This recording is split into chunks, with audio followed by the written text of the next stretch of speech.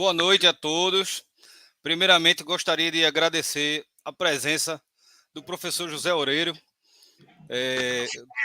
José Oreiro possui graduação em Ciências Econômicas pela Universidade Federal do Rio de Janeiro, mestrado em Economia pela Universidade Pontifícia Católica do Rio de Janeiro também, doutorado em Economia da Indústria e da Tecnologia pela Universidade Federal do Rio de Janeiro.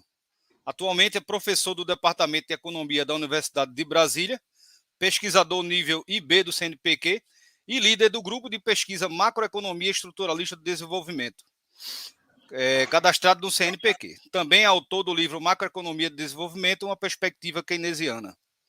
Né? Boa noite, professor Oreiro. Boa noite, André.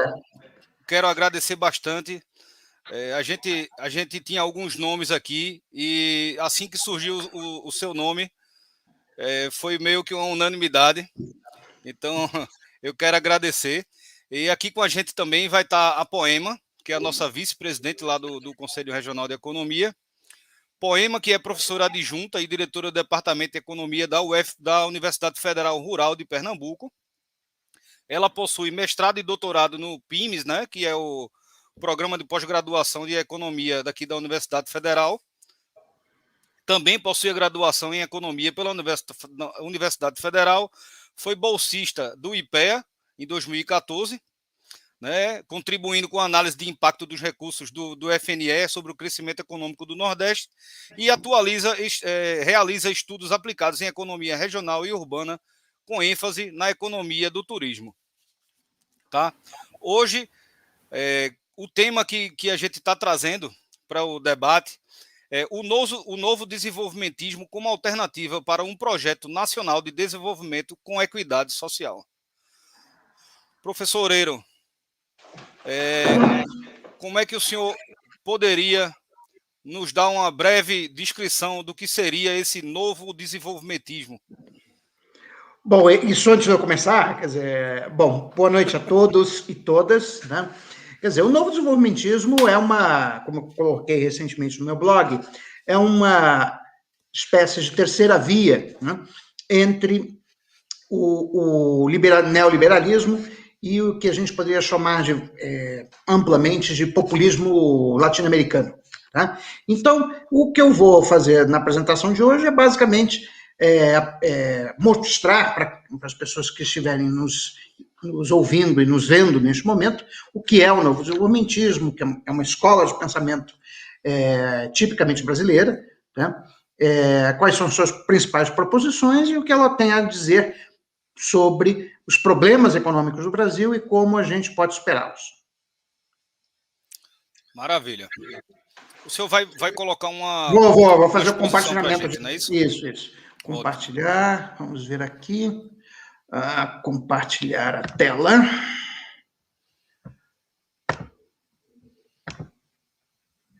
Ok, agora vamos... Vocês estão vendo meus slides? Eu acho que ele vai entrar agora. Pronto. Bom, então o tema da minha palestra, né, é o novo desenvolvimentismo como alternativa para um projeto nacional de desenvolvimento com equidade social. Quer dizer, nessa primeira lâmina, a gente vê aí o logo do meu grupo de pesquisa, né, cadastrado no CNPq, que é o grupo de pesquisa Macroeconomia Estruturalista de Desenvolvimento, mas nós temos um site em inglês, né, porque a ideia, né, é de que os trabalhos do grupo sejam acessíveis, né, não só a brasileiros, mas também a pesquisadores de outros países, né, e nós temos aqui uma galeria de fotos com 7 grandes economistas que inspiram, né, a macroeconomia estruturalista de desenvolvimento, que é a base teórica do novo desenvolvimentismo. Então, da esquerda para a direita, nós temos John Robinson, Lord Nicholas Calder, Michael Kalecki, John Maynard Keynes, Arthur Lewis, Raul Prebisch e Celso Furtado. Bom, a minha primeira lâmina, ela tem por objetivo mostrar, né, a evolução ao longo do tempo da taxa de crescimento do PIB per capita brasileiro, na média móvel decenal, ou seja, média de 10 anos, mas é média móvel, ou seja, eu vou colocando um ano, tirando um ano, colocando um ano, tirando um ano. Tá?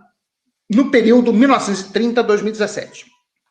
Nós temos aqui 5 bolinhas, né, que representam períodos, governos, né, do Brasil. Então, a gente tem o primeiro período do governo Getúlio Vargas, que vai de 1930 a 1945, depois o segundo governo Getúlio Vargas e o governo Juscelino Kubitschek, né, depois o governo militar, na sequência, os eventos, crise da dívida externa com o governo Figueiredo e alta inflação, os governos Sarney e Collor, né, e a última bolinha, os períodos dos governos Lula 1 e 2 e Dilma 1. Né? Bom, o que é que fica claro nessa lâmina? Quer dizer, fica claro que houve uma nítida aceleração do crescimento do PIB per capita no Brasil, na média móvel decenal, entre 1930 e 1976. Quer dizer, no período 1930 a 1945, o crescimento médio da renda per capita, ou seja, já descontado o crescimento da população, era em torno de 3% ao ano. Nos anos 50, o crescimento da renda per capita, ou do PIB per capita, se acelera para aproximadamente 4% ao ano. Né? E aí, no início dos anos 60, nós temos uma desaceleração do crescimento, que coincide com o governo João Goulart, e, na sequência, uma grande aceleração do crescimento, devido ao milagre econômico do Brasil, durante a primeira parte do governo militar, né, que vai de 64 a 74. E, a partir daí, a partir de 77, uma fortíssima desaceleração do crescimento da economia brasileira. Acho que o evento que marca, né, essa desaceleração do crescimento é a crise da dívida externa, né, que enfim, tem o seu, vamos dizer assim, seu ano, né, terríveis em 1982, ainda durante o governo Figueiredo, né, e a aceleração da inflação, né, a partir dos fracassos dos planos de estabilização, dos sucessivos planos de estabilização ocorridos durante o governo do presidente José Sarney e durante o governo do presidente Fernando Collor de Mello. Né? Bom, e depois o que acontece, né, é que a economia retoma um pouco o crescimento, né, durante os anos 2000, já com os governos Lula 1 e Lula 2, né, mas a economia nunca mais consegue recuperar, né, o padrão de crescimento que a gente tinha observado até meados dos anos 70. Quer dizer, embora em 2013 a média móvel decenal do crescimento da renda per capita tenha chegado a 3% ao ano, depois de 2013 ela volta a desacelerar, e isso, então, caracteriza a década passada, né, que é de 2011 a 2020, como uma segunda década perdida. Né? Bom, então o gráfico nos mostra que nós temos basicamente 2 períodos na história mais recente do Brasil, em termos de desenvolvimento econômico, um período de mais ou menos 50 anos de aceleração do crescimento, que vai de 1930 até 1977, né, e um período de crise, né, e crescimento baixo, né, a partir dos anos 80. Né? Então, esse é o mapa da história econômica do Brasil mais recente. Bom, eu publiquei este ano com o professor Luiz Fernando de Paula o livro Macroeconomia da Estagnação Brasileira, né, cujo prefácio foi escrito pelo professor Luiz Carlos Bresser Pereira, publicado pela Alta Books. Nesse livro a gente explica um pouquinho o período final daquela lâmina, ou seja, por que a economia brasileira, depois, né, do Plano Real ter sido bem sucedido em domar a inflação alta, por que a economia brasileira ela não recupera, né, o crescimento vigoroso que ela tinha antes da crise da dívida externa e da alta inflação. Então, enfim, fica aí como minha propaganda, né, do meu livro. Ok. Bom, então, para que a gente possa entender, né, esse movimento duplo da economia brasileira, primeiro de aceleração do crescimento, seguido por uma crise e desaceleração, nós temos que falar um pouquinho Primeiro, sobre a natureza do desenvolvimento econômico. Quer dizer, o que é o desenvolvimento econômico?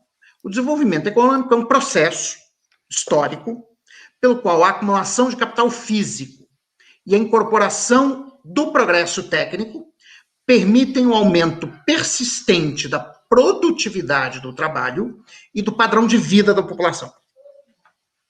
Aqui é importante chamar a atenção que as diversas escolas de pensamento podem divergir sobre as fontes do crescimento da produtividade e sobre os determinantes da acumulação de capital, mas não existem divergências sobre os drivers do processo de desenvolvimento econômico. Ou seja, o desenvolvimento econômico exige aumento de produtividade, porque só por intermédio do aumento da produtividade é que eu posso aumentar o padrão de vida da população. Ou seja, eu posso aumentar os salários. Quer dizer, uma economia na qual os salários permanecem estagnados ao longo de muitos anos, né, não é uma economia que esteja se desenvolvendo, porque o padrão de vida da população não está aumentando. Né? Bom, quais são as fontes de crescimento da produtividade? Na tradição keynesiano-estruturalista ou novo desenvolvimentista, né, podemos usar esses dois termos de forma intercambiável, o crescimento da produtividade do trabalho depende do seguinte conjunto de fatores. Primeiro, do progresso técnico, né, que ele pode ser de duas formas. Ele pode ser incorporado em máquinas e equipamentos, e aí a primeira referência bibliográfica importante sobre o progresso técnico incorporado é o artigo do economista Nicholas Caldor, de 1957, A Model of Economic Growth. Né? E na medida que o progresso técnico é incorporado em máquinas e equipamentos, ele torna-se dependente da acumulação de capital. Ou seja, quando o progresso técnico é incorporado em máquinas e equipamentos, isso significa que para aumentar a produtividade do trabalho, as empresas precisam investir na compra de máquinas e equipamentos que incorporem as novas tecnologias disponíveis. Né? Mas o progresso técnico também pode ser desincorporado. Nesse caso, ele vai ser decorrente das chamadas economias dinâmicas de escala. Né? Esse termo foi criado pelo Prêmio Nobel de Economia, Kenneth Arrow, num artigo de 1962, né, onde ele analisou, né, o caso da produção das turbinas de avião para Boeing. Né? E o que o Arrow percebeu, né, foi que a quantidade, ou o número de horas de trabalho necessárias para produzir uma turbina da Boeing diminuía com a produção acumulada de turbinas. Ou seja, quando a produção acumulada de turbinas chegava a 10 mil turbinas, por exemplo, então o número de horas de trabalho necessárias para produzir uma turbina era de, por exemplo, 20 horas. Quando a produção acumulada chegava a 30 mil turbinas, isso caía para 17 horas. Quando a produção acumulada chegava a 50 mil turbinas, isso caía para 14 horas. E assim sucessivamente. Ou seja, o que o Arrow percebeu foi que, na medida que os trabalhadores vão realizando a mesma tarefa, né, e utilizando o mesmo equipamento de capital de forma reiterada, devido, né, à acumulação da produção, isso gera economia de aprendizado, learning by doing, né, que estão essencialmente associadas com a expansão da produção física da indústria de transformação. Lembrando que a indústria de transformação é aquela parte da indústria que transforma insumos em produtos. Então, que a indústria, em termos gerais, ela tem 3 subsetores. A indústria de transformação, né, a indústria extrativa, mineral, né, e a construção civil. Né? Quer dizer, quando nós estivermos falando de indústria, aqui nesta palestra, nós estaremos falando da indústria de transformação. E a segunda fonte de crescimento da produtividade é a mudança estrutural. O que é a mudança estrutural? É a mudança na composição da estrutura produtiva ou da estrutura de emprego da economia na direção de setores mais complexos ou sofisticados, ou seja, setores com maior valor adicionado per capita. Né? Então, que é justamente o que ocorreu ao contrário no Brasil nos últimos 15 anos.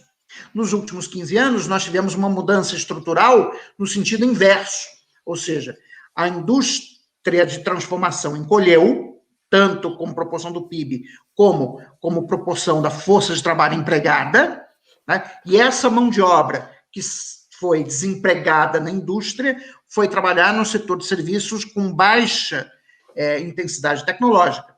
Então, o que está acontecendo? Está acontecendo é que você está transferindo trabalhadores de uma atividade ou de empregos com alta produtividade e realocando-os em empregos, em atividades com baixa produtividade. Então, é lógico que quando você faz esse tipo de mudança estrutural, o resultado só pode ser uma redução ou a estagnação da produtividade do trabalho na economia brasileira, que já está estagnada há mais de 15 anos. Né? Ok. Bom, então esse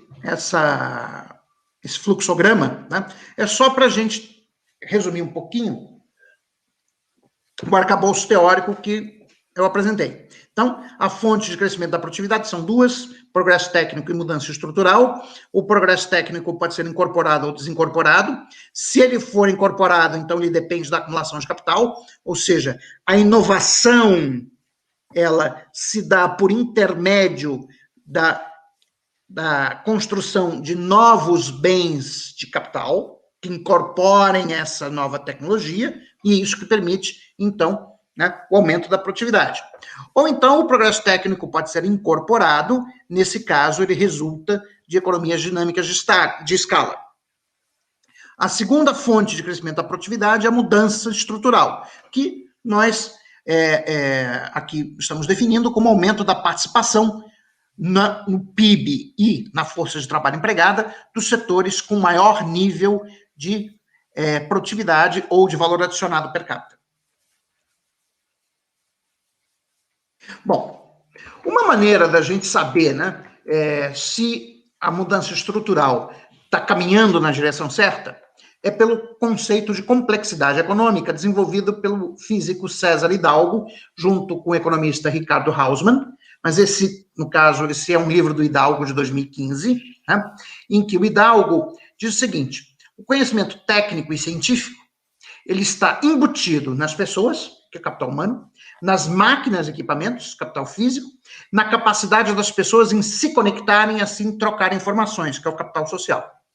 Dessa forma, aquilo que uma economia produz e exporta revela sofisticação ou complexidade das suas capacitações produtivas. E, além disso, o Hidalgo define a complexidade econômica, né, como a combinação entre dois atributos da estrutura produtiva de uma determinada sociedade: a diversidade e a sofisticação das atividades produtivas, a qual se origina do conhecimento técnico, know-how, e científico, knowledge, acumulado ao nível da economia como um todo.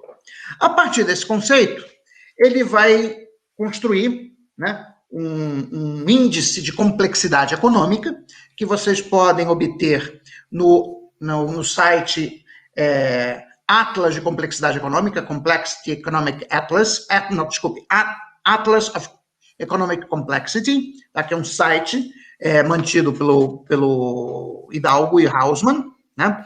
Essa lâmina está fazendo uma correlação entre a complexidade econômica e o PIB per capita, né? Mas aqui é por percentis, né? Então, da esquerda para a direita, nós estamos indo dos países com percentil mais baixo de renda per capita, mais baixo de complexidade econômica, para os países com maior nível de complexidade econômica.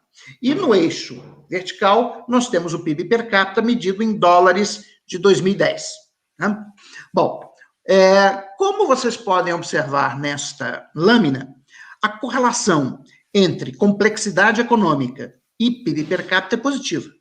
Ou seja, as economias mais ricas, ou seja, com maior nível de renda per capita, que são essas aqui no canto superior direito da lâmina, né, onde nós temos os Estados Unidos, a Suíça, né, a Bélgica, a Dinamarca, Luxemburgo, Itália, Grã-Bretanha, Alemanha, Japão, né, são também as economias que têm uma estrutura produtiva mais complexa.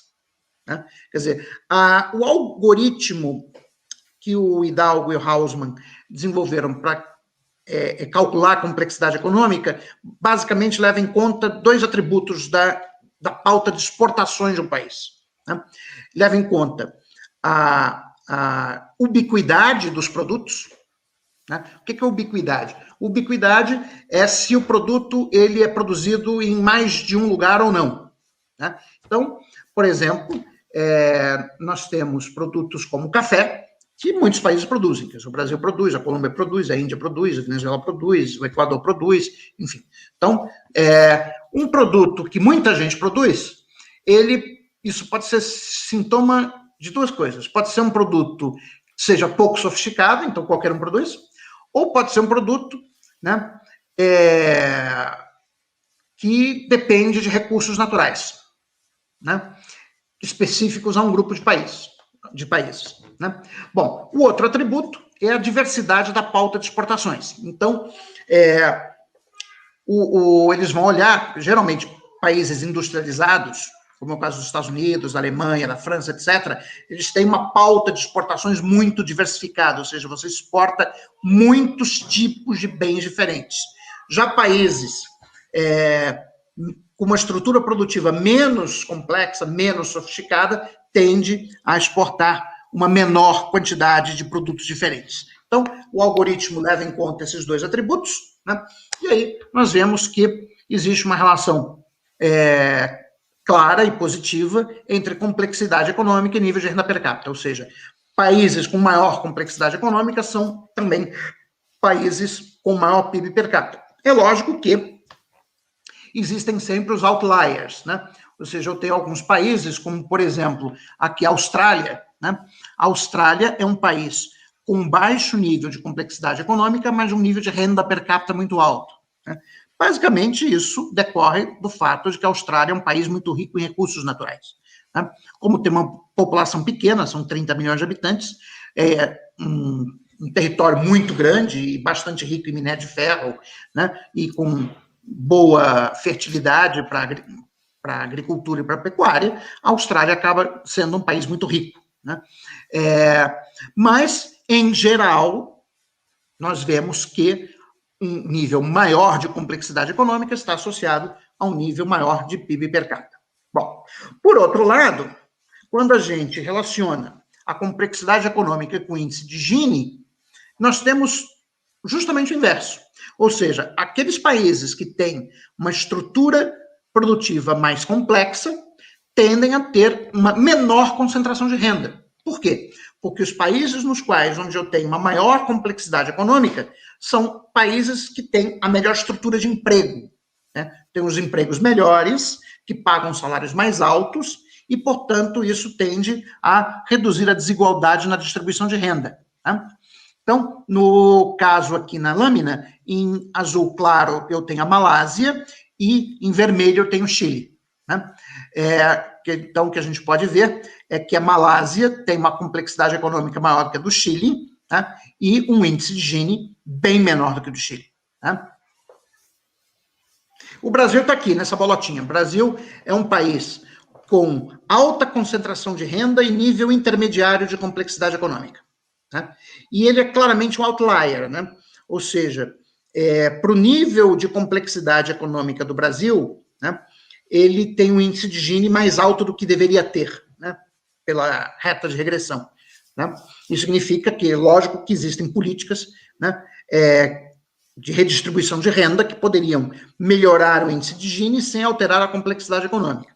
Mas o que eu quero chamar a atenção desta lâmina, né, é que, embora exista um papel fundamental para as políticas de redistribuição de renda, né, no sentido de reduzir a desigualdade na distribuição, o fundamental para você reduzir a desigualdade na distribuição de renda no longo prazo é aumentar a complexidade econômica, é você fazer uma mudança estrutural na direção de setores e atividades mais complexos. Né? Ok. Bom, a partir disso, nós podemos entrar num ponto que foi enfatizado pelo Madison, no artigo de 1988, que é a distinção entre os determinantes próximos e os determinantes fundamentais ou últimos do desenvolvimento econômico. Tá? Isso foi publicado no artigo Ultimate and Proximate Growth Causality, a Critic to Munker also on the Rise and Decline of Nations, no Scandinavian Economic History Review. Né? Bom, quais seriam os determinantes próximos do desenvolvimento econômico? Bom, determinantes próximos é aquilo que a gente vê nos livros de introdução à economia. Então, a acumulação de capital físico, né, o crescimento da força de trabalho, o progresso tecnológico, né, a acumulação de capital humano, etc, etc. Né?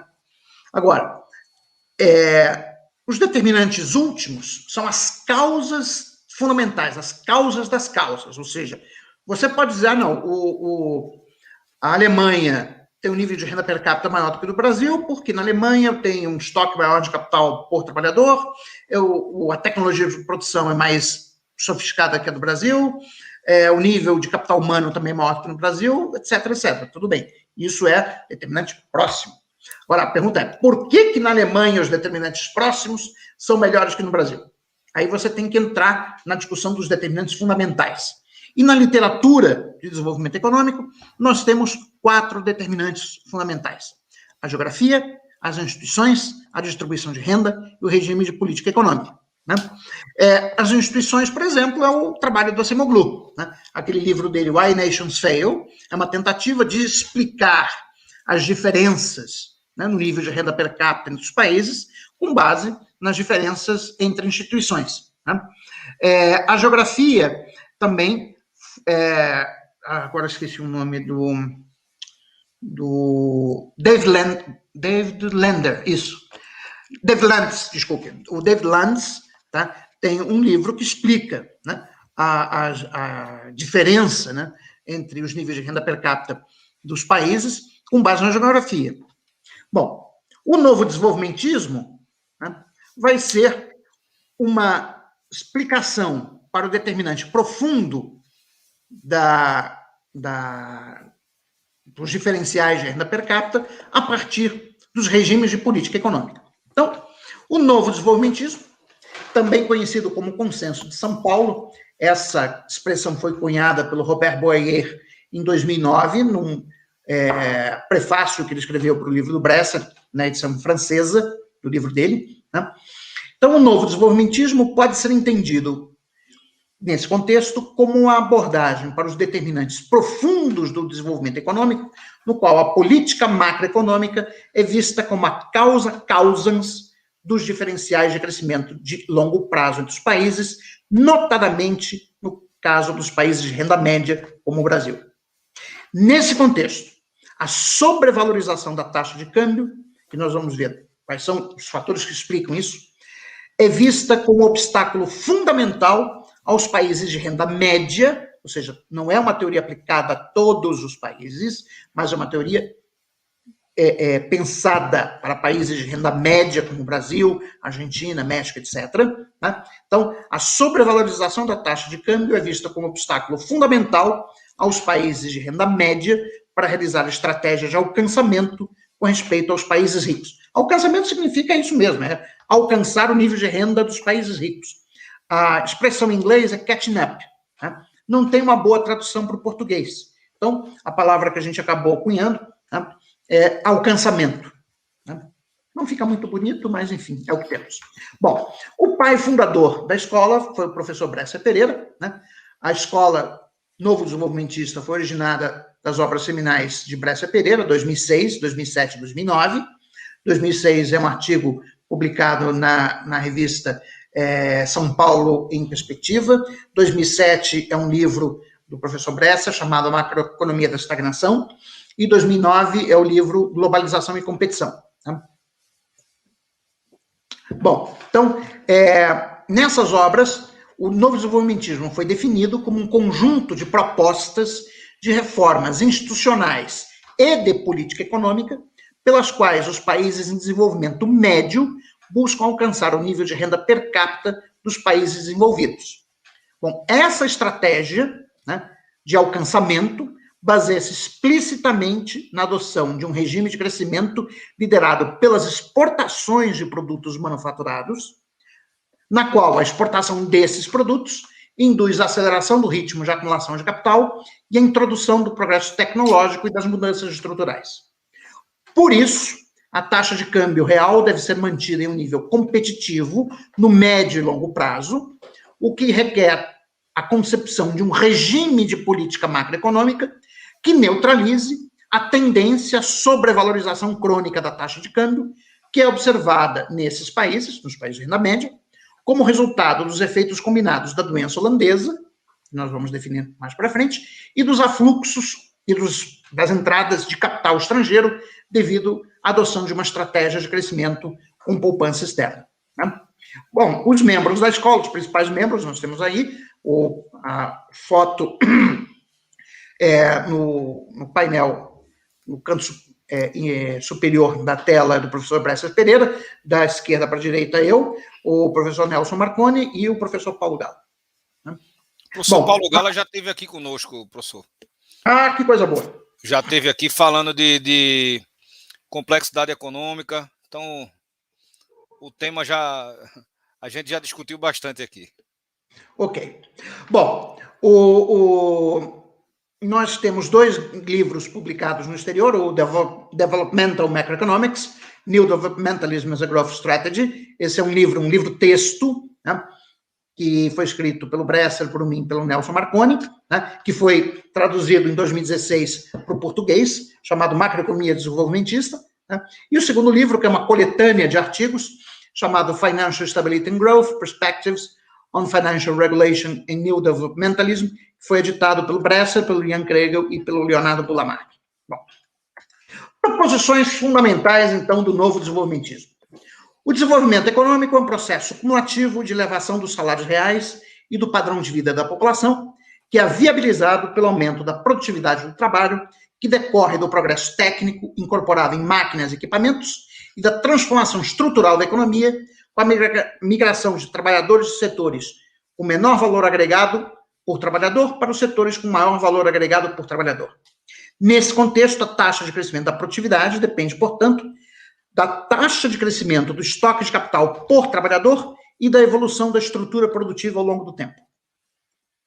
Segundo princípio, o ritmo de crescimento do PIB é determinado pelo crescimento da demanda autônoma que não cria capacidade.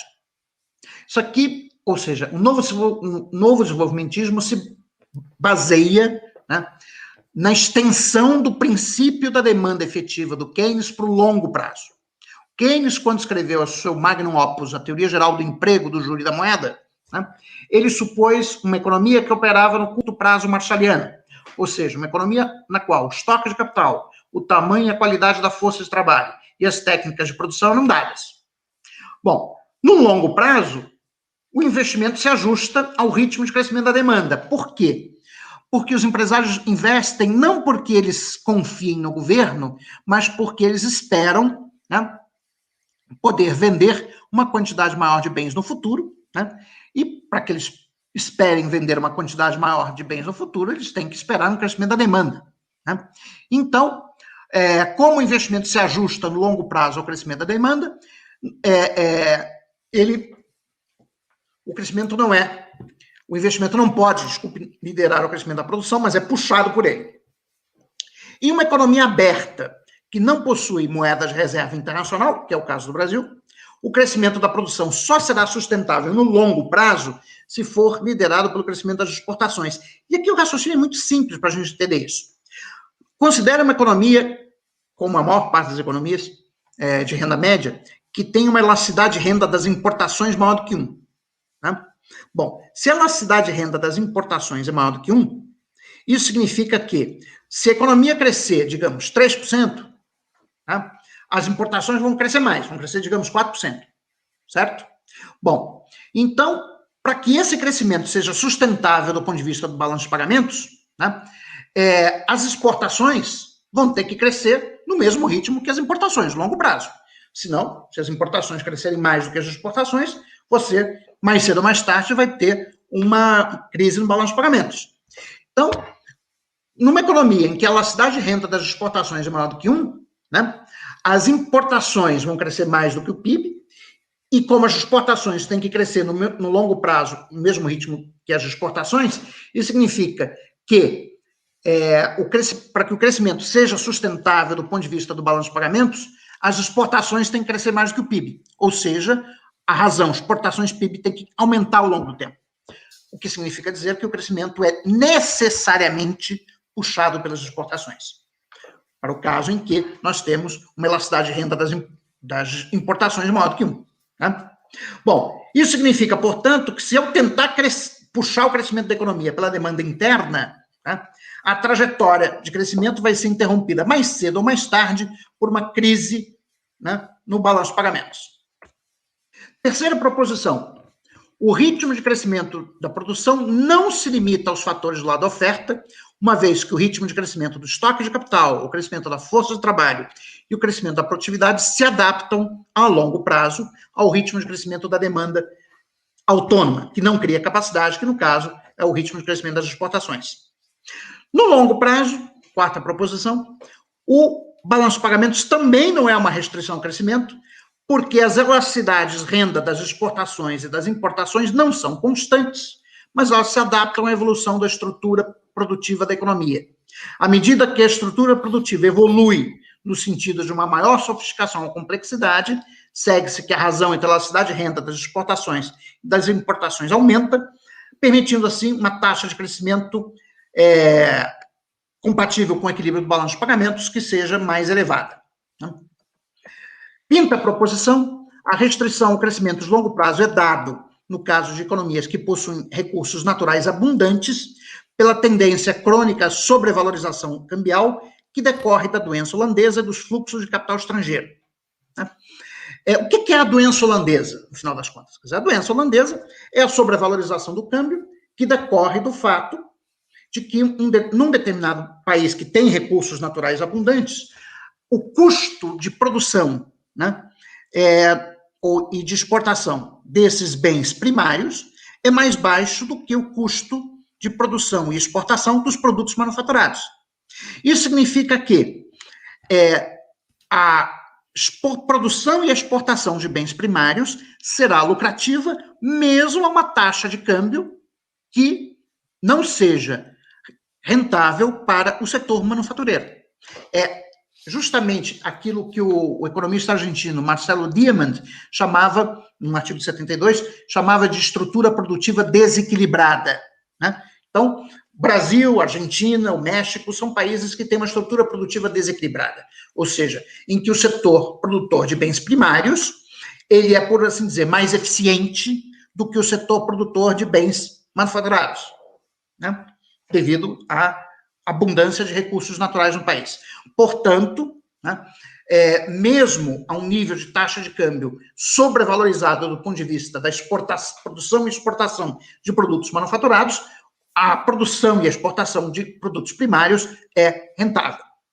Bom, essa sobrevalorização cambial, seja resultado da doença holandesa, seja da entrada de capitais externos, ela atua no sentido de interromper e, na sequência, reverter o processo de sofisticação produtiva, o que produz uma redução na taxa de crescimento da produtividade, sendo a principal causa da armadilha da renda média, como alguns países em desenvolvimento, como o Brasil e a Argentina. O que é essa armadilha da renda média? Quer dizer, a armadilha da renda média é uma regularidade empírica, tá? Não é uma teoria, é uma regularidade empírica que nós observamos no mundo, em que os países, quando estão no seu processo de desenvolvimento, nas fases iniciais do processo de desenvolvimento, quando eles passam de renda baixa para renda média, são fases de alto crescimento e que o país consegue, de maneira relativamente fácil, alcançar o nível de renda média, mas uma vez alcançado o nível de renda média, a transição para um nível de renda alta parece ser um evento mais raro. Tá? Foram poucos os países que conseguiram superar o nível de renda média. Quer dizer, nós podemos dizer que no século XX, nós tivemos os países que superaram a armadilha da renda média foram o Japão e a Coreia do Sul. Né? O Brasil e a Argentina não conseguiram superar o nível de renda média. Na verdade, a Argentina foi até o contrário. Era um país de renda alta no início do século XX se transformou num país de renda média no final do século XX. Né? Bom, agora um pouco de dados. Essa lâmina mostra para a gente a taxa real efetiva de câmbio, ou seja, não é a taxa de câmbio bilateral, é a taxa de câmbio do Brasil, na comparação com as moedas dos 16 principais parceiros comerciais do Brasil. Né? Então, é uma taxa multilateral de câmbio, tá? Em que as ponderações dependem da participação de cada país, né, como destino das exportações brasileiras, né? E é uma taxa de câmbio real, ou seja, você já está descontando a evolução dos preços no Brasil vis-à-vis os seus parceiros comerciais. É a série do IPEA Data para manufaturados e exportações, média móvel dos últimos 5 anos, de janeiro de 1994 a março de 2015. O que essa figura nos mostra? Nos mostra justamente o que a teoria novo desenvolvimentista prevê, que é a sobrevalorização, a tendência à sobrevalorização da taxa de câmbio. Nós observamos que no período 94-2001 ao período 2005-2014, a taxa de câmbio ela ficou num nível mais baixo, né, do que no período 2002 a 2005. Né? Então, nós temos 2 grandes períodos de sobrevalorização do câmbio, em que tivemos um breve período de câmbio competitivo entre 2002 e 2004, né? Mas essa curva mostra que a tendência de longo prazo da taxa de câmbio no Brasil é permanecer em patamares mais valorizados. Né? Bom, a segunda lâmina mostra para a gente como que o câmbio e a participação da indústria de transformação no PIB da economia brasileira estão relacionados. É período 2003-2010, né? No eixo do lado direito eu tenho a participação da indústria de transformação no PIB, né? Que está sendo medido pela reta azul, né? E no eixo esquerdo nós temos o índice da taxa real de câmbio, aliás, pela reta azul não, pela reta vermelha, né? E no eixo do lado esquerdo nós temos a taxa real de câmbio. O que essa lâmina está nos mostrando? Que as duas séries vão juntinhas. Ou seja, na medida que o câmbio se valoriza, né, a participação da indústria de transformação se reduz. Então, nós temos em 2004, por exemplo, a participação da indústria de transformação no PIB era superior a 19%. Em 2010, ela já tinha caído abaixo de 16%. Hoje, ela está perto de 10%. Né? E nós vemos que nesse período em que há uma desindustrialização da economia brasileira, que é exatamente isso que a série nos mostra, que é a redução da participação da indústria de transformação no PIB, está associado a a valorização da taxa real de câmbio. Né? Bom, sexta proposição, poupança doméstica e poupança externa são substitutos ao invés de complementares.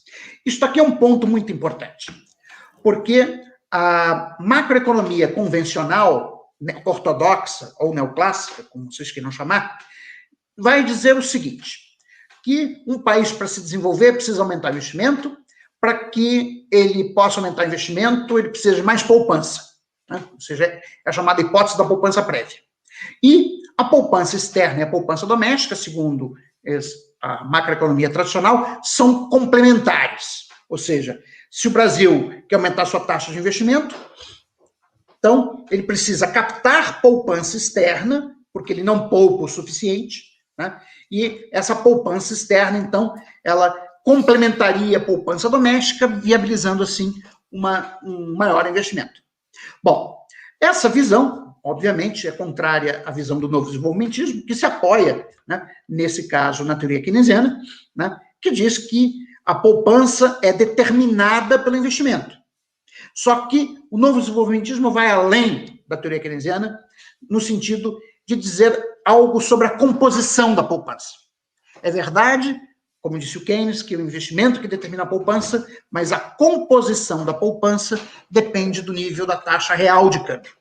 Então, o aumento da poupança externa, lembrando que a poupança externa é apenas o déficit em conta corrente do balanço de pagamentos, é um outro nome, um nome, vamos dizer assim, mais charmoso para o déficit em conta corrente? Bom, o aumento da poupança externa, devido à valorização da taxa de câmbio real, está associado a uma redução da poupança doméstica, ou seja, a poupança doméstica e a poupança externa são substitutos ao invés de complementares. Por quê?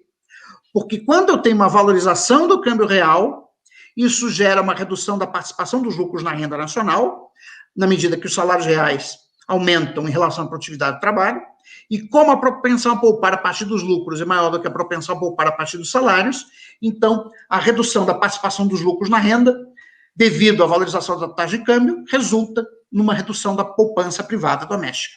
Né? Bom, aqui alguns dados, só para a gente ilustrar um pouquinho essa relação entre investimento e poupança. Brasil versus países ricos. Né?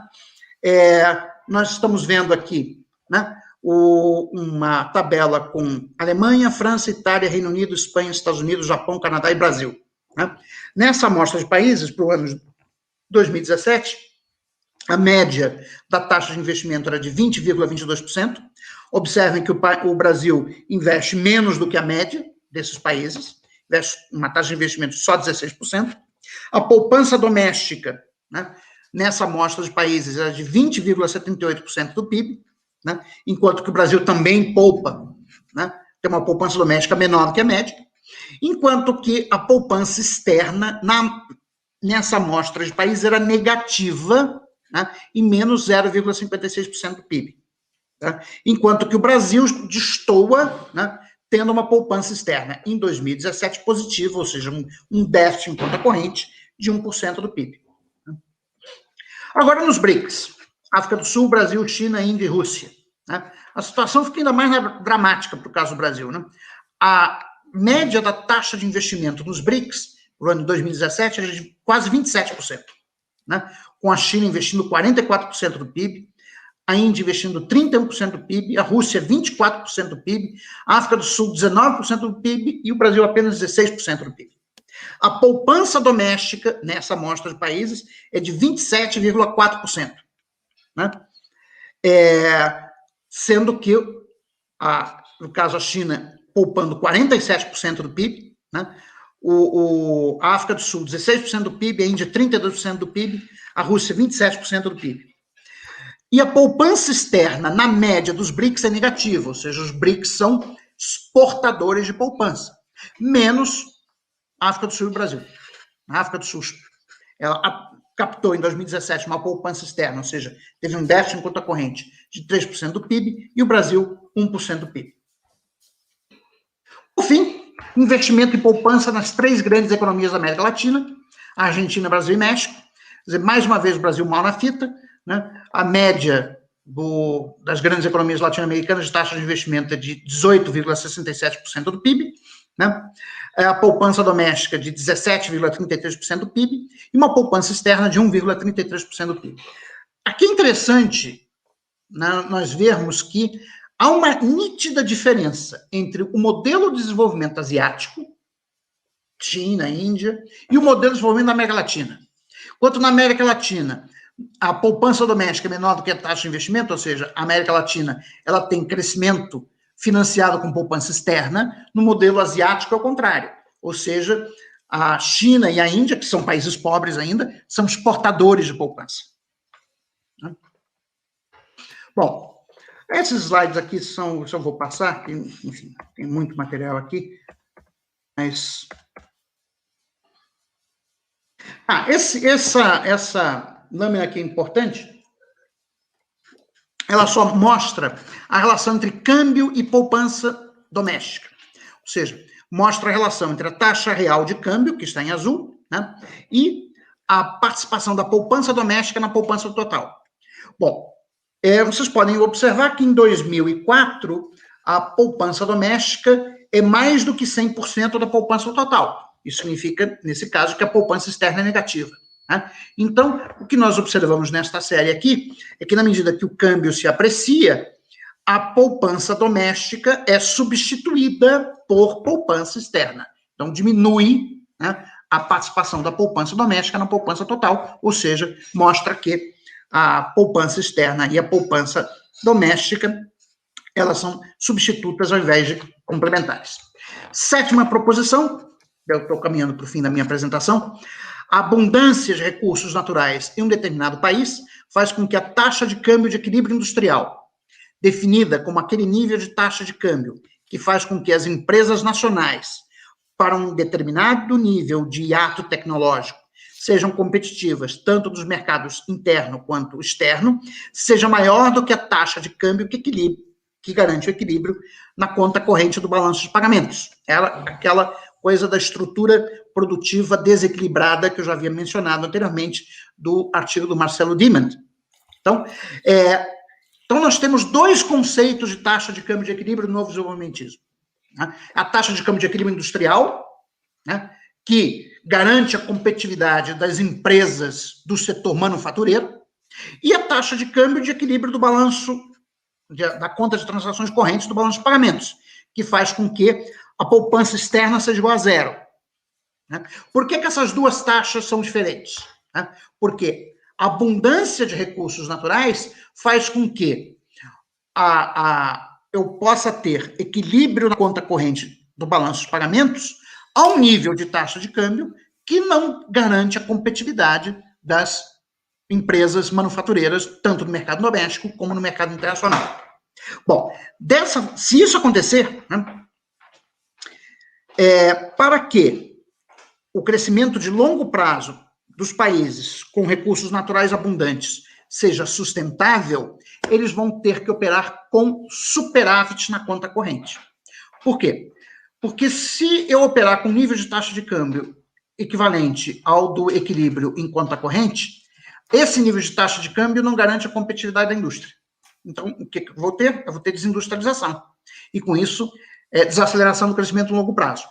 Para que a indústria possa ser competitiva, eu tenho que colocar a taxa de câmbio no nível do equilíbrio industrial, só que a esse nível do equilíbrio industrial, a taxa de câmbio ela vai ser subvalorizada a ponto de gerar um superávit na conta corrente de transação do balanço de pagamentos. Ou seja, no fundo, esse aqui é um modelo que nos explica, né, por que os países de renda média que estão no seu processo de catching up, eles precisam, como faz a China, de ser exportadores de poupança, ao invés de importadores. Né? Oitava proposição, a adoção de uma estratégia de crescimento com poupança externa por muitos países em desenvolvimento de renda média, principalmente na América Latina na década de 1990, foi outra fonte de sobrevalorização do câmbio real. Por quê? O crescimento com poupança externa, que era uma das proposições do chamado consenso de Washington, exige que os formuladores de política econômica fixem o nível da taxa de juros doméstica no nível mais alto do que o correspondente à soma da taxa de juros internacional com o prêmio de risco país. Esse diferencial de taxa de juros, que prevaleceu no Brasil durante muitos anos, principalmente durante a época, né, da presidência do Banco Central pelo Gustavo Franco, tá? Mas também durante a gestão Henrique Meirelles.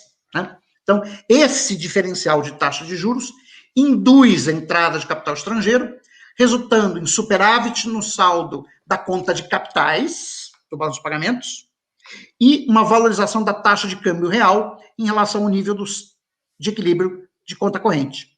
A adoção dessa estratégia requer a liberalização financeira, principalmente a liberalização da conta de capitais, que no Brasil foi feita durante o governo Collor, né, com a eliminação dos controles de capital. Bom, era isso que eu tinha para dizer. Enfim, tem muita coisa, talvez, para apresentar, né, mas a gente pode aí esclarecer dúvidas durante as perguntas. Muito obrigado. Muito obrigado, professor, pela exposição excelente. Agora eu gostaria de passar a palavra para a nossa vice-presidente Poema, para ela fazer algumas considerações também. E aí, logo em seguida, a gente pode passar para as perguntas, né, Poema? E a gente vê se o pessoal está fazendo perguntas. Vamos lá. Boa noite novamente a todos, né, aqui presente, em especial ao professor José Luiz Loureiro, né, ao nosso presidente aqui também do Corecon Pernambuco, que é o André Moraes, É um prazer estar participando dessa palestra, desse debate.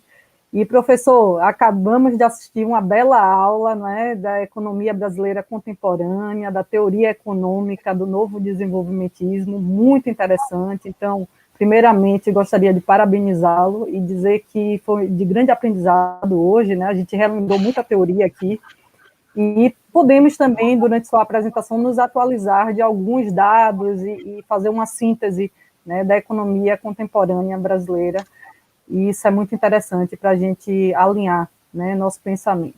Né? E durante sua apresentação, a gente pôde refletir sobre diversos aspectos, né, da nossa economia, do nosso país, e o processo de desenvolvimento em que o Brasil se encontra atualmente. Né? Como o senhor chamou a atenção, o Brasil há muito tempo apresenta uma taxa de investimento muito abaixo do esperado para uma economia que almeja um processo de crescimento mais sustentado ao longo dos anos.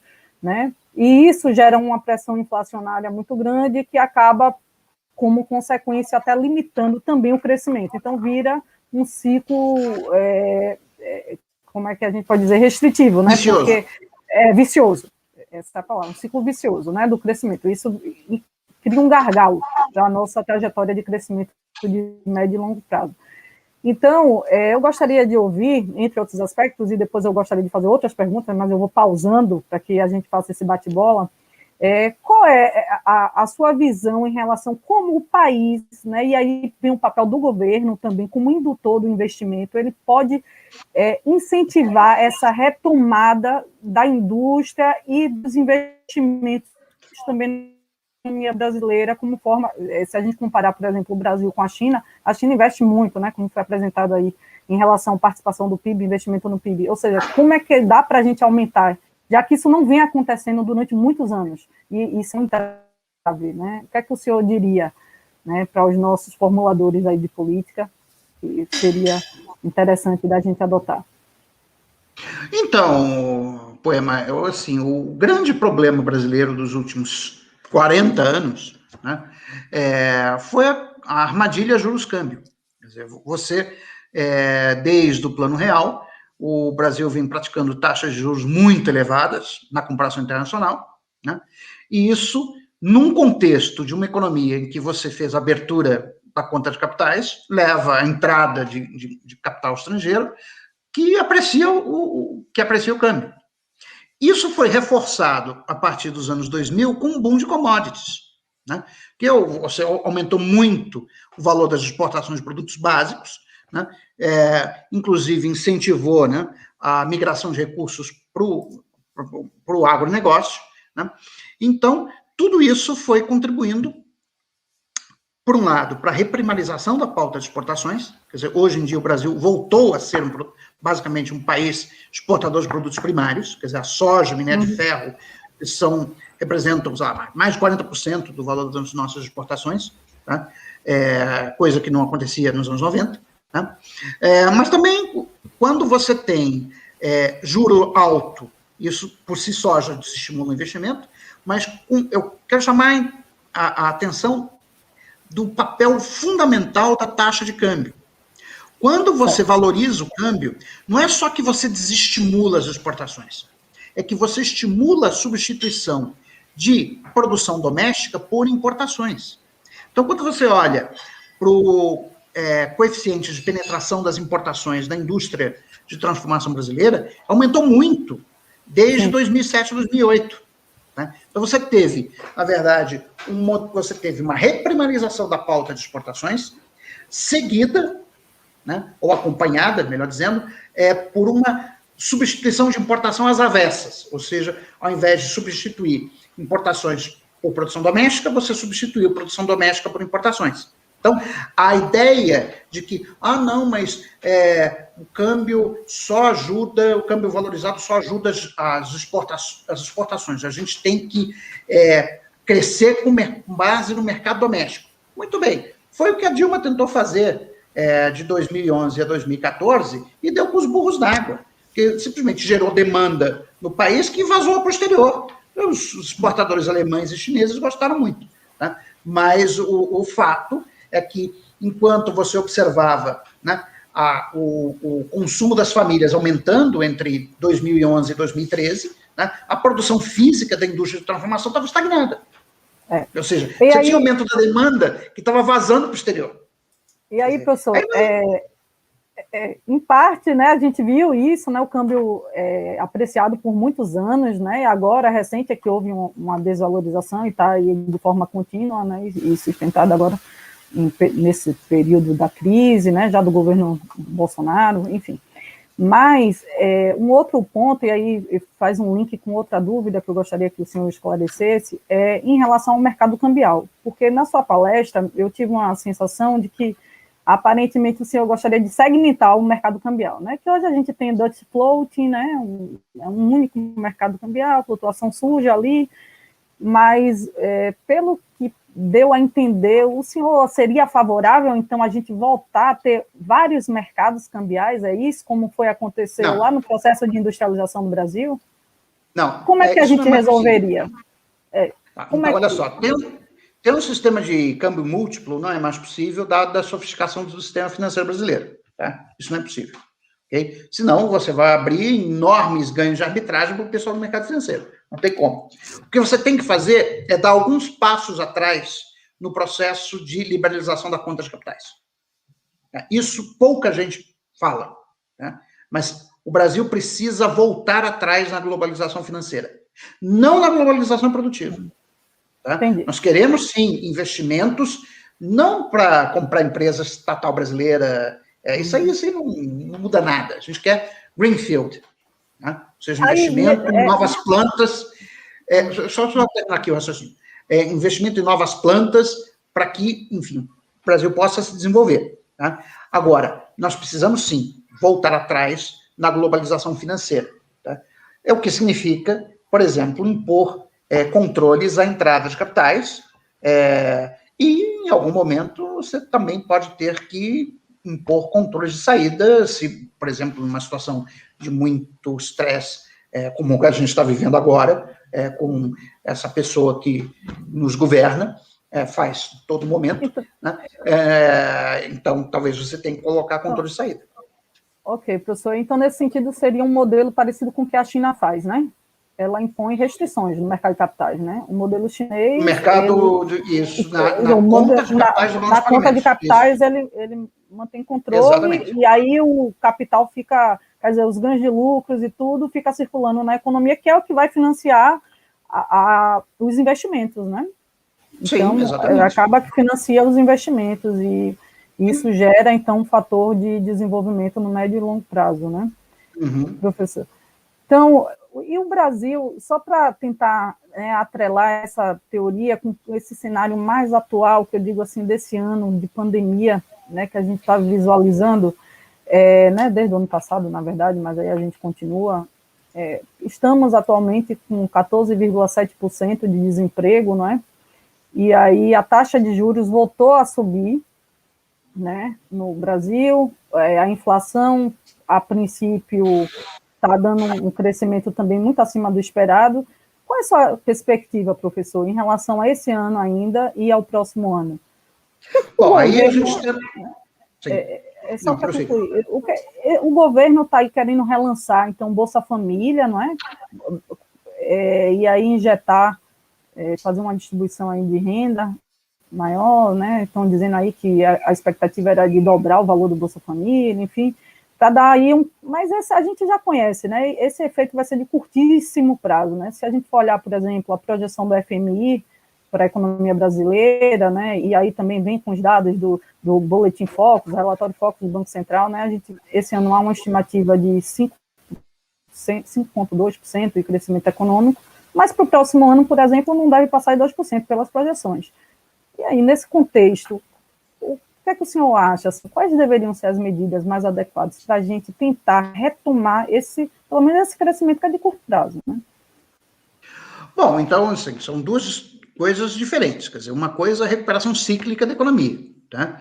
Quer dizer, a recuperação cíclica você faz com o aumento do investimento público, tá? Agora, para aumentar o investimento público, você tem que revogar o teto de gastos. Quer dizer, isso, com assim, as pessoas não têm ideia do crime que foi cometido com a economia brasileira em 2020 2016, com a aprovação do teto de gastos. Essa regra fiscal só existe no Brasil, não existe em mais lugar nenhum do mundo. Só existe no Brasil, e não faz nenhum sentido. Você congela o teto os gastos primários do governo, que inclui a Previdência Social, que inclui a folha de servidores da União, né, e inclui os gastos de investimento e de custeio da máquina administrativa. Só que é o seguinte, a Previdência Social, ela cresce, mesmo depois da reforma da Previdência, os gastos com Previdência crescem 3% real ao ano. Os gastos com servidores públicos, mesmo você deixando de repor os funcionários que estão se aposentando, só a gente vê o que está acontecendo no INSS, a queda, né, na qualidade do atendimento aos beneficiários do INSS, tá? A lentidão que existe hoje para se avaliar os pedidos, né, seja de aposentadoria, seja de revisão, enfim. Mesmo com o governo fazendo isso, os gastos com servidores públicos crescem mais ou menos no mesmo ritmo do PIB. Então, se a economia cresce 2% ao ano, os gastos com servidores crescem 2% ao ano. Tá? Eles, como proporção do PIB, estão estáveis há mais de 20 anos, mas eles crescem mais ou menos junto com o PIB. Bom, então se você tem Previdência crescendo 3% ao ano, real, gastos com servidores crescendo, digamos, 1,5% ao ano, real, e o bolo congelado, o que vai acontecer? Você vai ter que ajustar no gasto de consumo e custeio e investimento. É isso que está acontecendo no Brasil. Ou seja, vai chegar um momento que o investimento vai ser zero. Vai chegar um momento que as universidades não vão poder ter aula. Quer dizer, isso não aconteceu agora por causa da pandemia, mas não vai poder ter aula porque não vai ter dinheiro para pagar a luz elétrica. Manutenção. Não vai ter dinheiro. Manutenção, limpeza, segurança, etc, etc. Então, isso é uma maluquice completa. Quer dizer, o ajuste fiscal se faz para os dois lados, é despesa e receita. E por que, aonde está escrito que a gente não pode aumentar a carga tributária? Onde que está escrito isso? Eu não sei, em lugar tem países que crescem mais que o Brasil, que tem uma carga tributária maior do que a nossa. Nossa carga tributária está estagnada há 20 anos, em 32% do PIB. 20 anos, no mesmo patamar. Tá? A média da OCDE é mais alta, é 34%, a média da OCDE. Isso incluindo países que têm uma carga tributária muito menor do que a brasileira, que é o México e o Chile. Tá? O México tem 16%, o Chile tem 20%. Bom, o México a gente sabe o caos que está, com narcotráfico controlando uma parte do país. Né? E o Chile, eles estão reescrevendo a Constituição, então provavelmente eles vão aumentar a carga tributária deles, porque eles vão redefinir o tamanho do Estado. Sim. Então, você tem que, assim, não está escrito em lugar nenhum que não pode aumentar a carga tributária. O que você tem que fazer é aumentar a carga tributária e fazer os mais ricos do Brasil pagarem mais. E aí sim você faz um ajuste fiscal junto com o aumento do investimento público. Tá? Isso é fundamental. Tá? Mas, enfim, eu vejo a perspectiva muito ruim, tá, para o Brasil. Quer dizer, não fosse já todos esses problemas que nós temos, tá, de regra fiscal anacrônica, etc., o presidente da República está criando quizumba institucional, o que só está aumentando a percepção de risco, né, com isso contraindo investimento. Já houve uma revisão, acho, hoje já saiu na Infomoney, eu não sei se é uma revisão do Banco Mundial, eu vi muito rapidamente, mas já estão revendo o crescimento do terceiro trimestre, tá? Ou seja, ele vai ser mais baixo do que o previsto. Tá? Então, as perspectivas são péssimas. O governo vai dar um aumento no Bolsa Família? Bom, tem que combinar com o teto de gastos antes. Tá?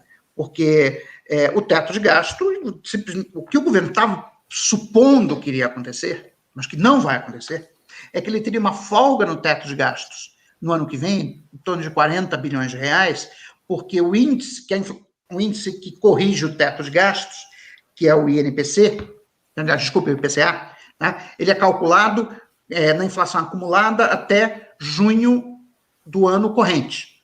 Né?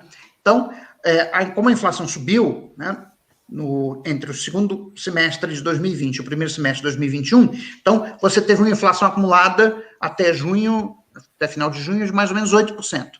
E a expectativa era que no segundo semestre a inflação cairia, né? E o INPC do final do ano é o que dá o reajuste das aposentadorias e do salário mínimo, né? Então, a diferença seria, o governo estava esperando uns 2 pontos percentuais entre a inflação que corrige o teto e a inflação que corrige as despesas, né, primárias do governo. Então, isso te daria uma brecha que aí sim você poderia usar para aumentar a Bolsa Família, né, para tocar mais algumas obras, enfim, é o pacote eleitoral do Bolsonaro. O problema é que, primeiro, a inflação vai vir mais alta, no final do ano vai estar mais alta do que estavam esperando, então a diferença é menor. O segundo ponto é que agora surgiu o assunto dos precatórios. Os precatórios, eles estavam esperando algo como 50 bilhões de reais, vai quase 90. E os precatórios têm que ser pagos no ano. Quer dizer, o que o Guedes está propondo... Já estão falando em parcelar, né, esses precatórios. Não, o que ele está propondo é calote.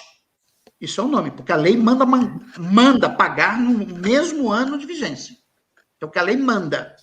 O que ele está propondo é um calote. Então, assim, o mercado financeiro não vai gostar nem um pouquinho, qualquer que seja a solução. Entendeu? Então, primeiro, tem pouco espaço no teto de gastos para fazer o pacote de bondades. A reforma tributária, que está sendo agora negociada no Congresso Nacional, ela implica em perdas de arrecadação de imposto. Tudo bem, isso não afeta o teto de gastos, tá? Mas afeta metas de resultado primário, que é importante para a evolução da dívida pública com proporção do PIB ao longo do tempo. Então, você está propondo uma reforma tributária que vai reduzir a arrecadação de impostos no ano eleitoral. Você está propondo aumentar os gastos com Bolsa Família e dar um calote nos precatórios.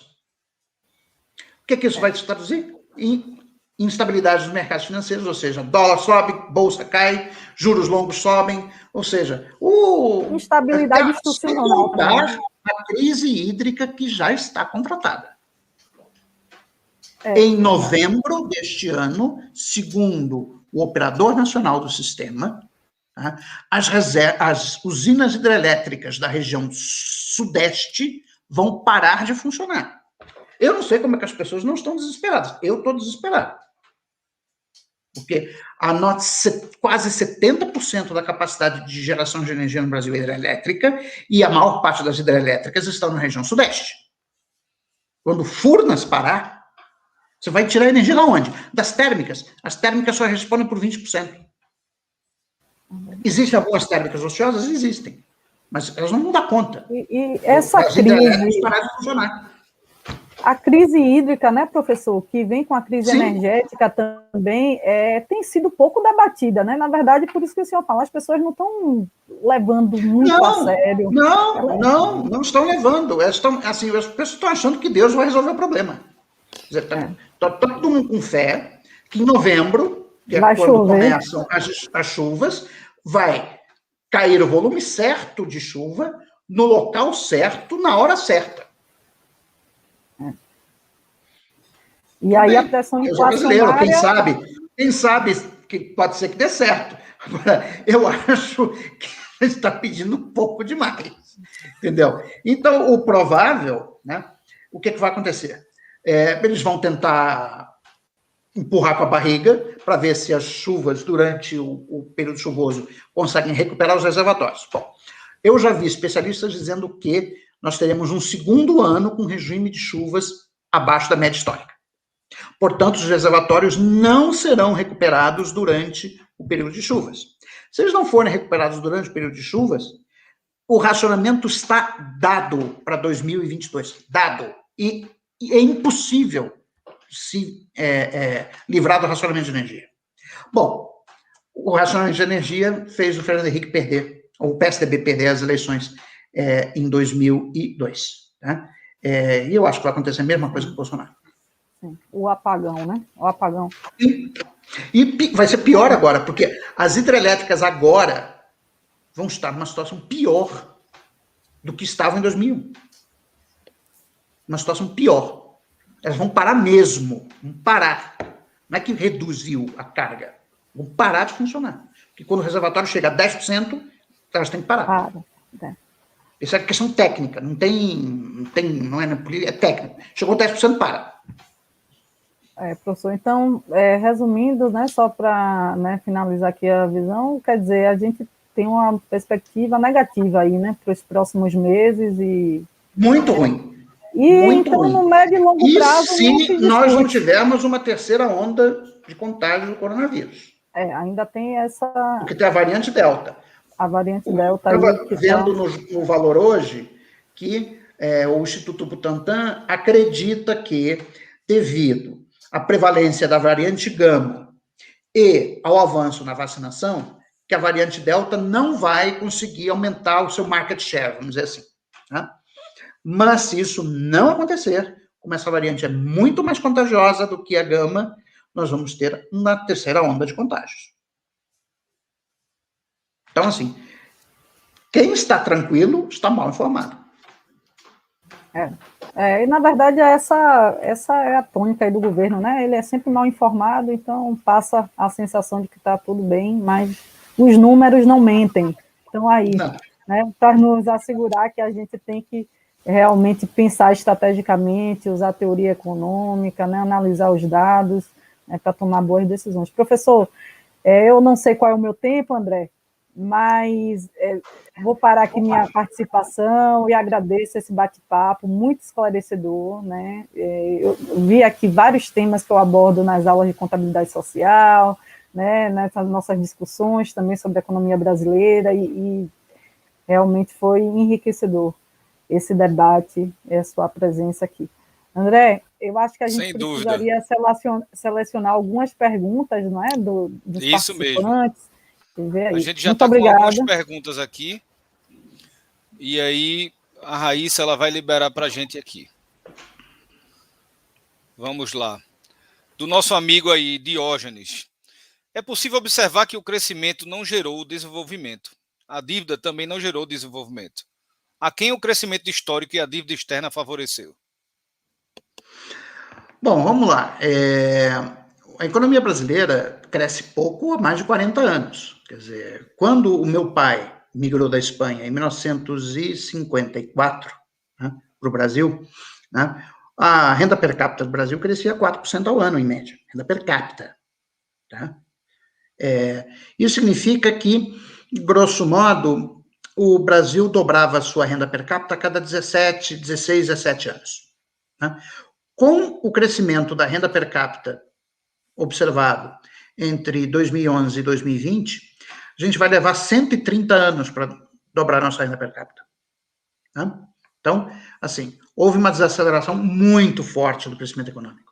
Tá? E essa desaceleração do crescimento se traduz em quê? No que a gente vê no dia a dia.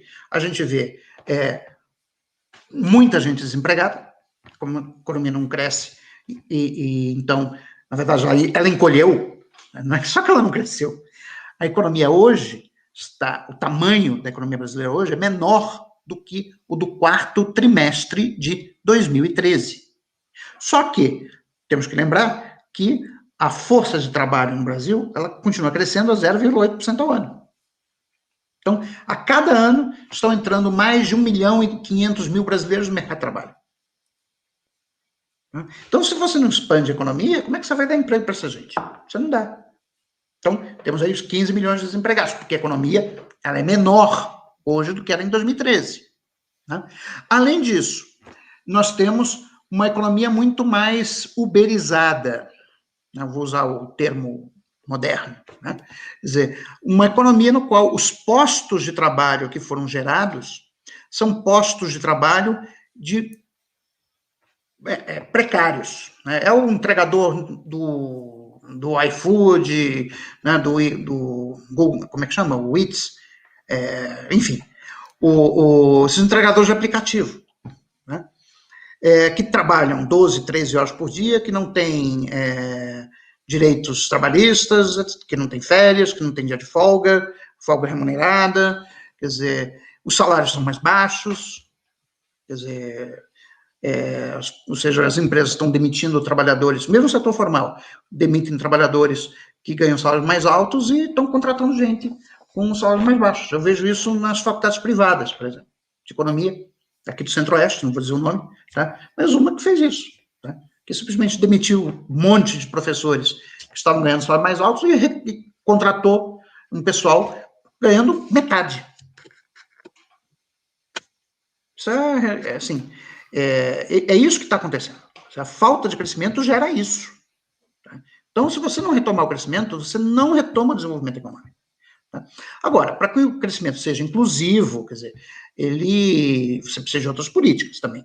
Você precisa de uma boa reforma tributária, né, que permita, né, ou que impeça que os mais ricos paguem uma proporção menor da sua renda como imposto do que a classe média e os mais pobres. Tá?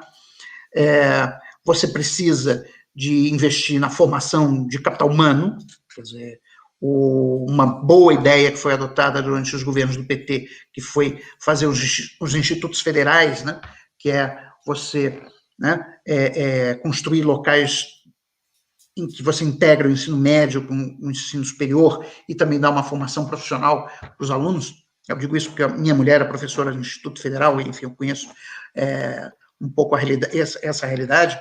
Né?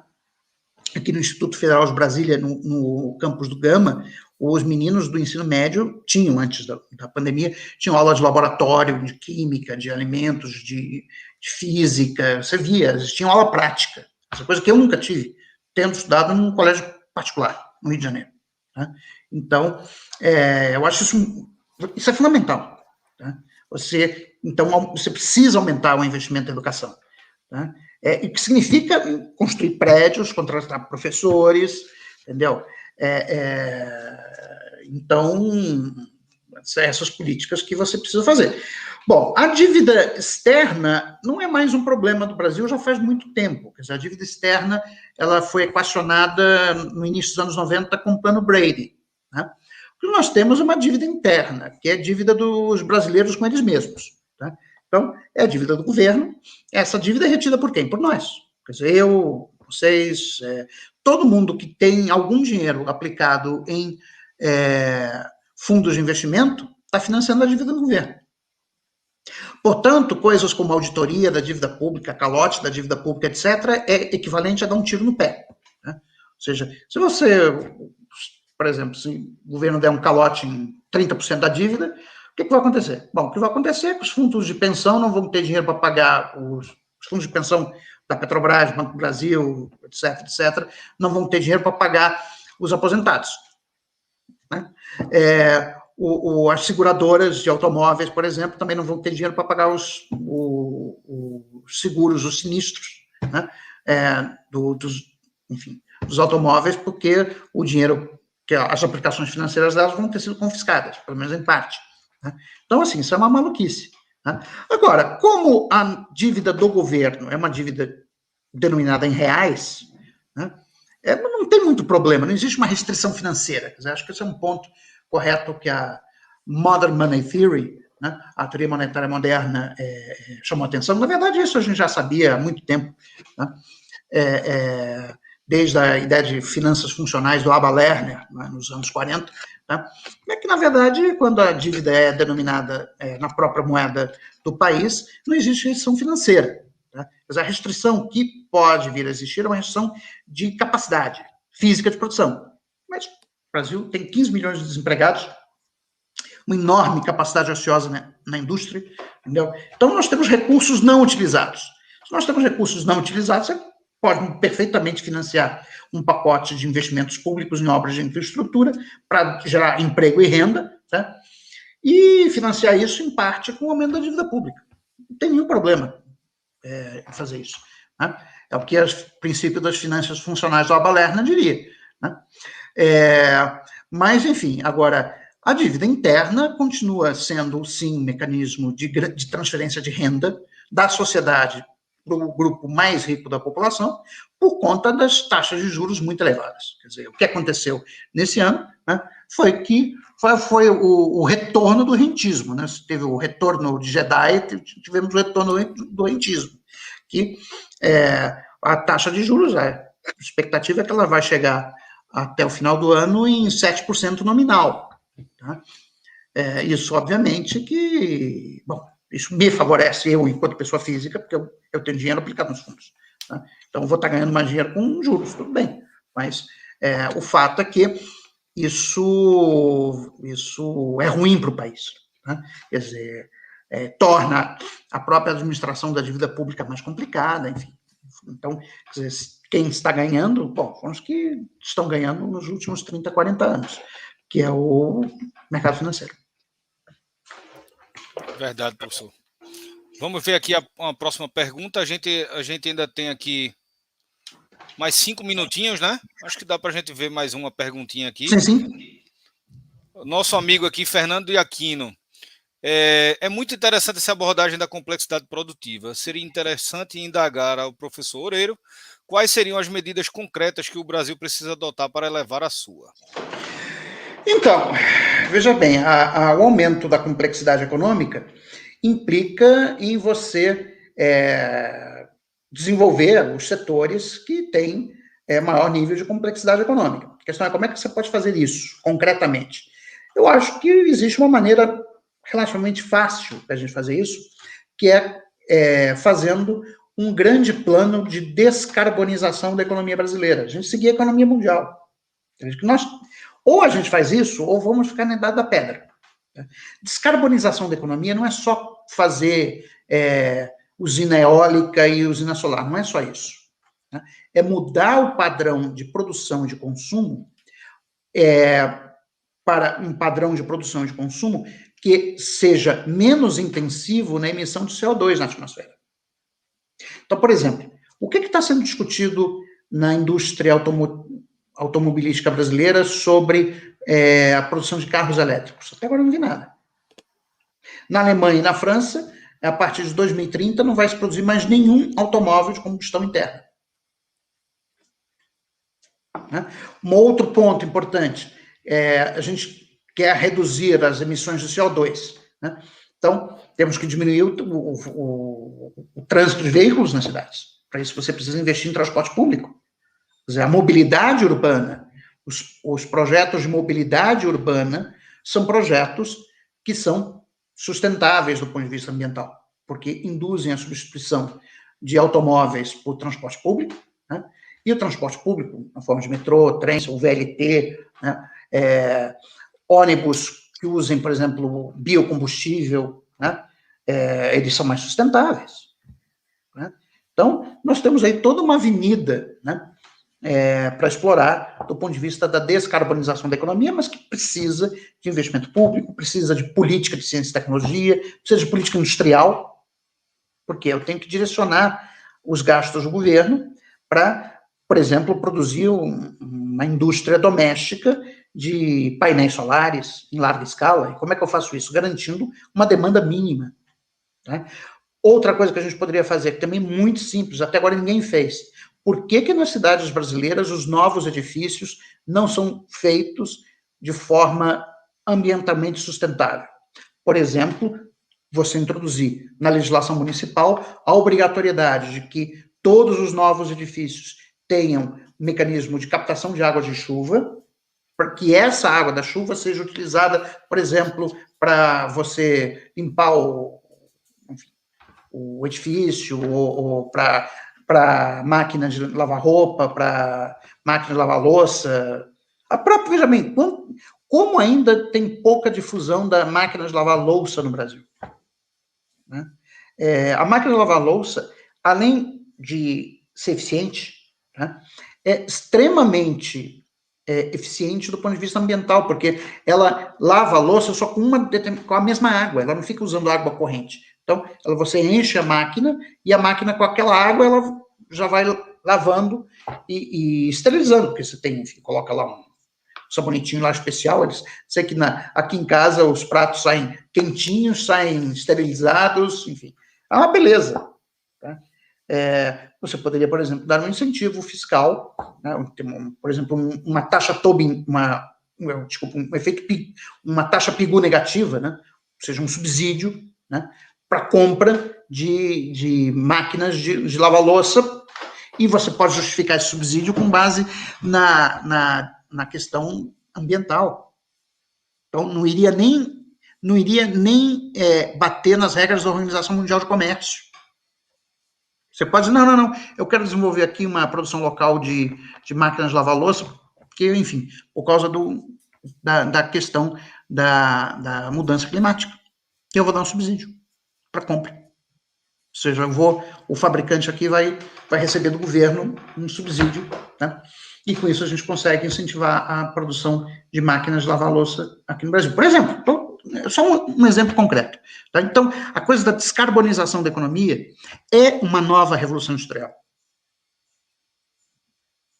que vai te permitir usar instrumentos antigos que hoje, que para outras coisas não poderiam ser utilizados pelas regras da Organização Mundial de Comércio, como, por exemplo, você subsidiar a produção de alguma coisa no país. Tá? Você não pode fazer isso. Né? O máximo que você pode fazer é dar isenção de imposto, mas pagar, né, para o fabricante produzir um determinado bem, né, ou seja, você, com isso, reduzir o preço dele no mercado para o consumidor doméstico, tá? Isso, pelas regras da Organização Mundial de Comércio, é proibido.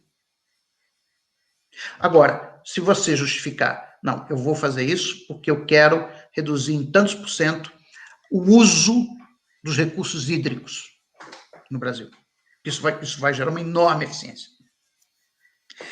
A coisa dos novos edifícios poderem coletar, né, serem obrigados, né, a ser construídos de tal maneira a coletar água das chuvas, os telhados dos edifícios serem verdes, porque isso reflete a luz solar de volta para a atmosfera, ao invés de absorvê-la, né? Com isso você ajuda a diminuir o aquecimento global. Enfim, tem N coisas a serem feitas, tá? Que vão demandar muito do setor público, seja na forma de investimento público, seja na forma de regulamentação, como essa que eu falei agora para vocês, os novos edifícios serem obrigados, né, a serem ambientalmente sustentáveis, né? Você também pode obrigar que as áreas comuns dos novos edifícios sejam alimentadas a eletricidade, seja por painéis solares. Tem muita coisa para fazer. Só o que falta é a cabeça. Nossa, assim, os últimos governos foram um desastre. Nós estamos com uma agenda de reformas pré-histórica. Essa reforma tributária é um lixo. A administrativa, pior ainda. Quer dizer, a administrativa é para a gente voltar aos tempos da República Velha, né, em que os funcionários públicos vão ser nomeados pelo político de plantão. Então, ao invés de ter justamente a ideia de um corpo estatal, profissional, independente, não, você vai simplesmente aumentar o número, no fundo, o número de cargos de comissão. Então, assim, assim, nossa cabeça está assim, ó, desse tamanho. É isso que a gente está se tornando. Por isso que esta pessoa ocupa a cadeira de presidente da República. Ele representa o que a sociedade brasileira pensa. Professor Eiro, são muitos desafios. Infelizmente, nós já chegamos aqui em 1h33. A gente precisa encerrar, mas assim, sentindo muito, porque a gente recebeu vários elogios aqui. A gente ainda tem mais algumas perguntas, mas realmente, para não avançar da hora, né? Para a gente não tomar mais seu tempo. E a gente queria novamente agradecer em nome do Corecon Pernambuco. Foi uma gentileza muito grande. Ficamos muito honrados e muito, muito felizes pela sua participação aqui com a gente. Tá? E assim que vier em Pernambuco, quando as coisas retomarem, a gente, se Deus quiser, a gente pode fazer aqui um presencial. E aí é mais legal, né? Com certeza. Quando a gente tiver a participação das pessoas aqui. Tá? Poder tomar um banho na praia de Boa Viagem, certamente é muito agradável. Tá bom? Minha amiga Poema, boa noite, muito obrigado também. Boa noite, André. Boa noite, professor Eiro também. Até uma próxima, né? Até uma Se Deus próxima, quiser. gente. Muito obrigado pelo convite. E quando precisarem, é só entrar em contato. Tá bom? Muito obrigado. Obrigada. Boa noite, Abraço, professor. gente. Boa noite a Tchau, todos. tchau. Boa noite Obrigado a pela todas e todos. participação. Boa Tchau, noite. tchau. Boa noite, pessoal. Tchau, Tchau, tchau. boa noite.